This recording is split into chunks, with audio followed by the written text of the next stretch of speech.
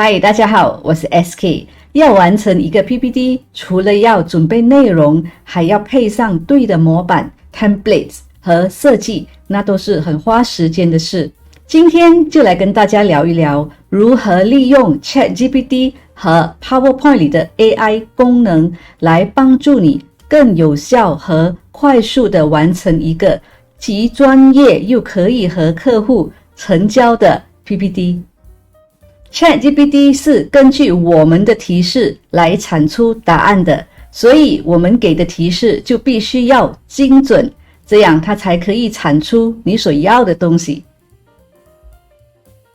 我把提示呢写在这边，我是用英文的，你也可以用中文，然后再请他帮你用英文来写也可以的。那我给了他一些资料嘛，好像公司成立在1999，然后我们的产品是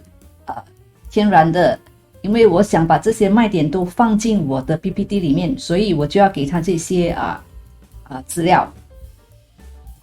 现在就点一下这个。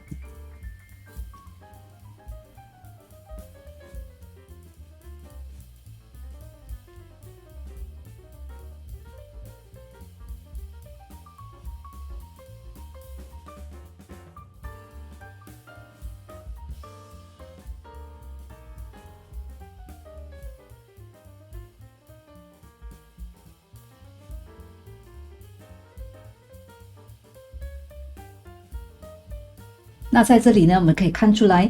一个产品的销售演示应该有的那些重要的 points， 它都给了我们。比如说第一个 slide 就是简介嘛，然后产品的概述，然后这个testimonials， 产品的优势，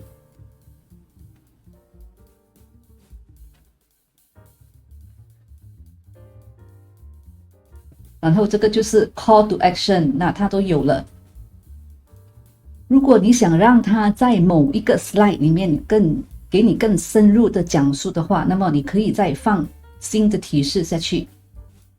比方说关于第二张 slide， 我就想说怎么分别我们跟我们的竞争对手的产品，那我就把提示写在这边。那我觉得它都给了很多很好的例子。如果你还没有试用过 ChatGPT， 那在看完这支影片后，你可以看看我之前有分享过关于 ChatGPT 的视频，我把链接放在影片底下的描述栏里。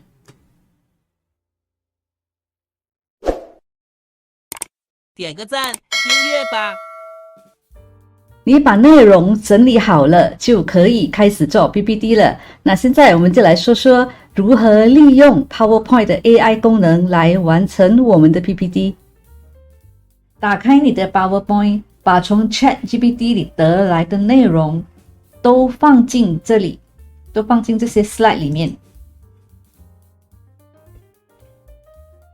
那你可以用 copy and paste 的方式把它做成这些 PowerPoint 的 slide。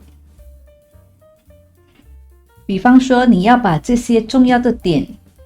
放进你的 PowerPoint slide 里，那你就可以 highlight 了，右点一下 copy， 然后到 PowerPoint 这边你可以 paste 在这边，那就可以了。那现在呢，我们要运用 PowerPoint 里的 AI 功能来帮我们设计我们的 slides。那首先呢，你点一下这个 home， 然后点这个 designer，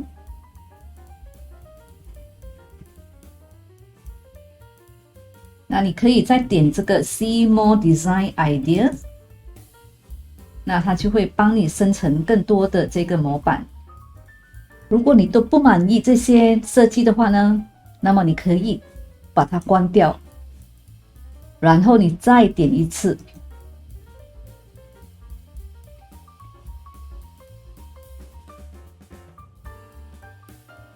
那它会帮你生成出一些不同的设计来。